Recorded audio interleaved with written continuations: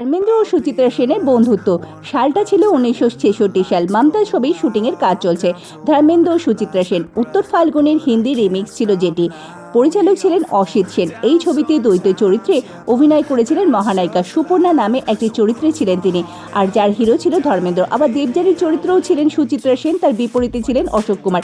ছবি শুটিং করার সময় ধর্মেন্দ্র ও সুচিত্রা সেন একে অপরের বন্ধুত্ব হয়ে পড়েন। টাইমস অফ ইন্ডিয়া দেওয়া অতীতে একটি সাক্ষাৎকারে ধর্মেন্দ্র বলেন, নতুন নন্দার মতন কালজয়ী অভিনেত্রীর সঙ্গে আমি অভিনয় করেছি, কিন্তু সুচিত্রা সেনের অভিনয় করার পদ্ধতি, তার সৌন্দর্য ও গাম্ভীর্য একেবারেই আলাদা। তিনি চোখ, ঠোঁট, মুখ এবং মুখের শিরা উপশিরা ব্যবহার করে কিভাবে অভিনয় করতে হয় তিনি তাকে শিখিয়ে দিয়েছিলেন। এমনকি শুধুমাত্র ভুরু তুলেও অনেক কিছু বুঝিয়ে দিতে পারে। এই প্রতিভা বিরল।